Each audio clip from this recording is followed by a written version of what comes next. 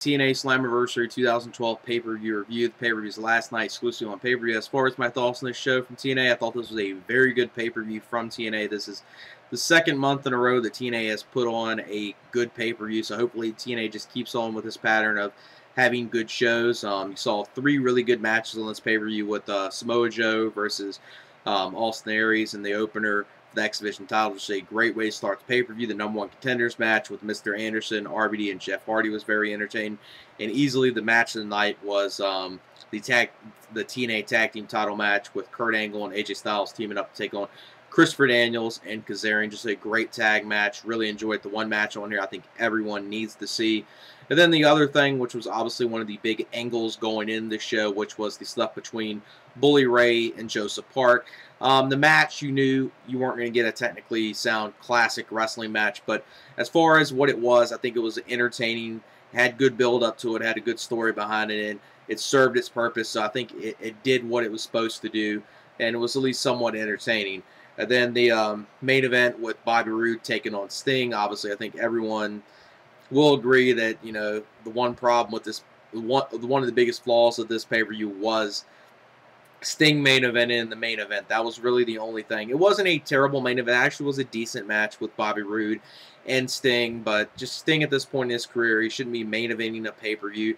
Bobby Roode just needs to be taking on some other competitors that he's going to have good matches with. So hopefully just TNA needs to do that. That was really the only flaw in here, was probably the main event. But the other stuff, you know, was so good on this pay-per-view. The main event really didn't hurt the show too much. And like I said, it was at least a decent match, but Roode needs to be taking on other people that he can have good matches with. And the one thing we got to say is, thankfully, TNA did not give Sting the title, because, you know, I was really afraid TNA was going to give him the title here, because TNA, you know, said earlier in the show he got Sting was inducted as the first member of TNA's Hall of Fame, and then, you know, when Christian Cage came out there and announced the #1 moment in TNA history, it was Sting's return in 2006. So with all that, I was thinking TNA is going to be giving them the title. So thankfully, it didn't do that, and I think, you know, the way Roode retained it in the heelish fashion was good.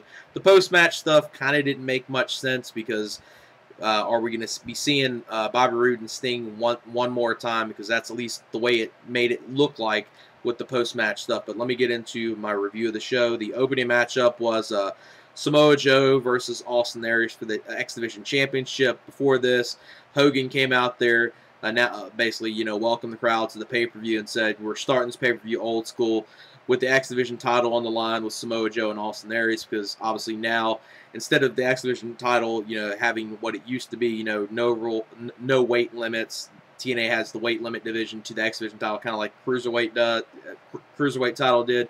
But Hogan said, we're kicking it old school. The X Division title's on the line. You know, classic X Division rules, no limits. With Samoa Joe and Austin Aries, great opener. The crowd really enjoyed it. And this was the old school Samoa Joe. This was the Samoa Joe all of us just loved to see back in the day. So hopefully, you know, TNA finds something to do with Samoa Joe. Maybe just go back with the X Division being, you know, no weight limits and everything like that, and have, you know, Samoa Joe and Austin Aries take on each other in a series of matches. But obviously, the way this match ended, I don't think we're going to see that. Aries wins this match. Both of them, you know, put everything out there. Aries hits the brain buster, and then basically a show of respect after the match with Samoa Joe and Austin Aries. Really good way to start the pay-per-view. Aries retains, like I said, about a 3 1/4, 3.5 star match. Really good way to start the pay-per-view. Next matchup was Hernandez versus Kid Kash. This actually wasn't too bad of a match. It was at least a decent match. Hernandez wins this match with a top rope splash, a splash from the top rope to Kid Kash. About 2 1/4 stars. Then the next matchup was probably the only match on this pay-per-view I could say I could have dealt without. But this was even though this was the worst match of the show, which was Robbie E and Robbie T taking on Garrett, Bischoff, and Devon. Even though this was the worst match on the pay-per-view, it was at least watchable, and they at least booked it in a smart way. And what I mean by this is, Garrett, he wasn't involved in the match too much. The match was kept short as possible. Devon picks up the victory for him and Garrett after hitting the spine buster to Robbie E. So they booked it in a way where Garrett wasn't out there to showcase how green he is in the ring, and it was kept short as possible. So at least they did that, and worst match on the show, but it was at least watchable. So that's at least saying something for the show, that the worst match on here was at least watchable. 1 3/4 stars. The one match I could have dealt without, though. Next matchup was Mr. Anderson versus RVD versus Jeff Hardy in a #1 contenders match. Now, the #1 contender for this, who won this, gets to take on the champion at this upcoming week's Impact. I think they should have saved the, whoever won the #1 contenders match for a pay-per-view, but that's something else to say right there. But as far as the match, it was really good. Anderson and Jeff Hardy have really good chemistry. RVD, when you add him into the mix with them, can do really good stuff. And just entertaining match. Did everything. Just your, basically your typical three-way, but it was really good. Mr. Anderson picked up the win. I thought the ending of it was excellent. RVD was going for the Rolling Thunder. Mr. Anderson was laid down. He pops up while RVD was about to hit the Rolling Thunder. Hits him with the mic check for the win. Mr. Anderson wins. Great finish to that match. 3 1/4 stars. The next matchup was Crimson's Open Challenge match. And the person that accepted the Open Challenge was the returning James Storm. And after all these months, Crimson having this undefeated streak, the streak finally ends. But I think TNA ended in a way where it at least served some purpose and can help James Storm. James Storm came out there, pretty much destroyed Crimson. Really short match. Crowd was glad to see James Storm back.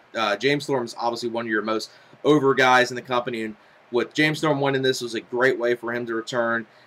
Looked really strong against Crimson, and obviously saying that he defeated someone that hasn't been defeated before in TNA, saying something so it can kind of add to him right there. Storm wins this match, like I said, wins the match with super kick to Crimson. 2 1/4 star match. It was a decent match. They kept it very short. And what TNA needs to do here, in my opinion, Storm coming back here, looking very strong. He's very over with the crowd. What they need to do is, I would say, for the next 3-4 months, book James Storm as strong as possible, kind of like what he looked like tonight. Book him as strong as possible in the next 3-4 months. And then at Bound for Glory, keep Bobby Roode as champion until Bound for Glory and have James Storm and Roode once again taking on each other in the main event of the pay-per-view, this time with James Storm winning, which should have happened at Lockdown, but that's another argument for another time right there. But at least, if they finally, do it the good way, James Storm winning the title there, it will at least be good. So hopefully they end up doing that down the line at Bound for Glory. Then after this, Dixie Carter comes to the ring, tells all the roster to come out. And this is to announce who's the first person to be inducted into TNA's Hall of Fame. And it ends up being Sting. Sting comes in the ring. They play a video with the number of wrestlers talking about Sting and everything.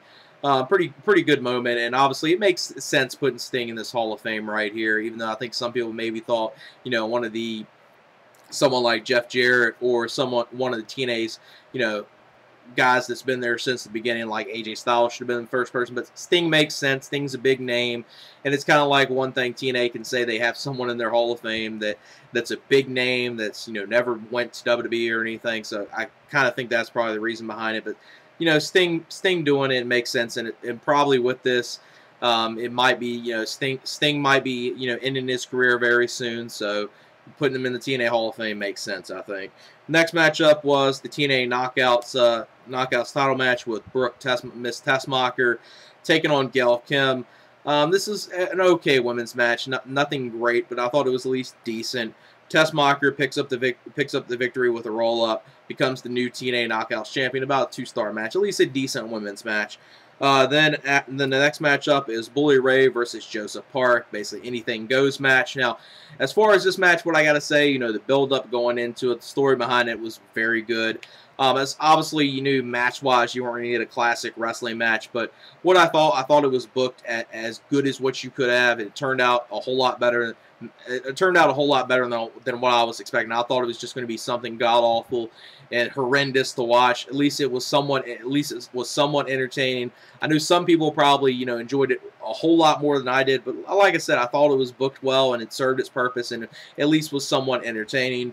The end of the match comes when there was chairs involved in this match, a number of chair shots, Bully Ray to Joseph Park in this match. They got a table involved, and the end of the match comes when Joseph Park, he rolls under the ring.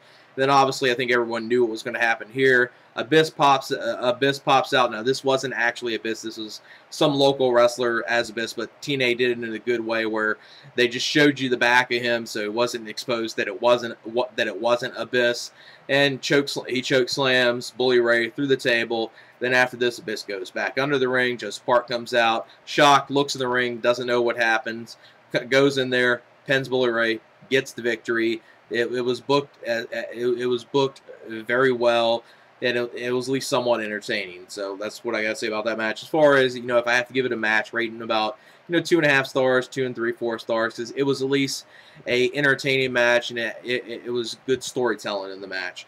Then before the next match, Hogan comes out there, announces, you know, Christian's out here. He's coming out there to announce TNA's #1 moment, which is Sting returning. Now, obviously, this is just a one-night thing with Christian. The way this happened was because Ric Flair appearing at the WWE Hall of Fame before WrestleMania. TNA and WWE basically made this deal for Christian to appear to basically for that reason. So basically, because of Flair appearing there, TNA got paid back with having Christian here. And Christian came out there, basically thanked the crowd. It was a good moment, you know, kind of see him back there, and he thanked the crowd and everything. Crowd loves Christian. Announces the number one moment in TNA history, which, like I said, was Sting's return to TNA back in 2006. Then the next matchup was the match of the night. This was an incredible tag team match. This is the tag team title match with Kurt Angle and AJ Styles taking on Christopher Daniels and Kazerian. Just a lot of great stuff in here. Just an incredible tag match. You know, I'm a huge fan of tag team wrestling. This is just one of those great tag team matches. AJ Styles and Christopher Daniels did good stuff in here. Angle was incredible, like he always is. Just a match that I really cannot sum up in words. You just need to see it for yourself. Excellent match. You know, 4 1/4 stars. Match of the night. One match that everyone needs to see. And Kurt Angle and AJ Styles actually become the new TNA Tag Team Champions after Angle makes Kazarian tap out from the ankle lock in this match. Just a great tag team match everyone needs to see. Like I said, 4 1/4 stars. Match of the night, easily, by far easily the match of the night. And then the next matchup was the main event. This was for the TNA World Heavyweight Championship. This was Bobby Roode versus Sting. Obviously, I already, you know, gave my gripes about, you know, Sting shouldn't be in the main event.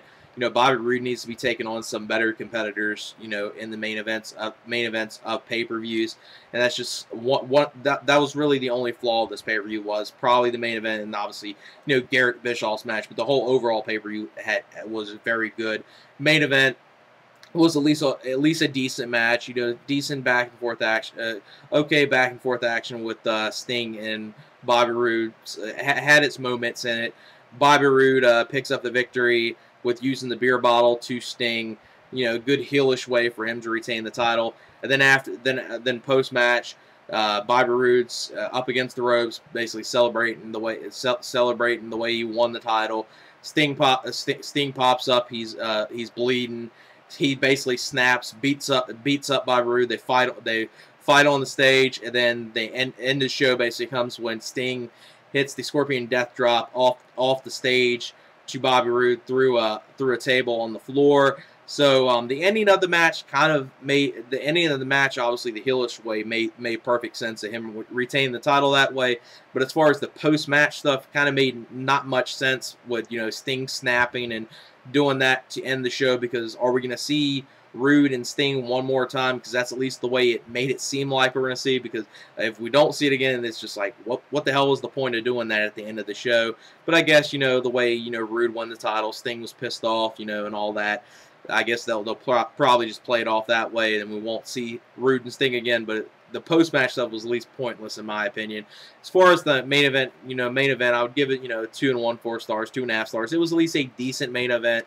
But like I said, Roode needs to just be taking on, you know, some better competitors and have great main events. That's really the only flaw of this pay-per-view, is the main event should have been much better. But you saw 3 really good matches with an incredible tag team match. The #1 Contenders match was good, and the opener was good, and the Joseph Park and Bully Ray thing was very entertaining, and the women's match was decent. And like I said, the only match on here that was really bad was the Devon and Garrett teaming up to take on Robbie E and Robbie T, and that was at least watchable, and they kept it as short as possible. So overall, this pay-per-view, I'd probably give it, you know, a 7.75, probably an 8 out of 10. pay-per-view I would actually, recommend people to go out their way to see. And definitely check out the tag team title match with Kurt Angle and AJ Styles taking on Christopher Daniels, Kazerian. Just an excellent tag match. Everyone needs to see that. So that's it for my TNA Slammiversary 2012 pay-per-view review. All right, peace.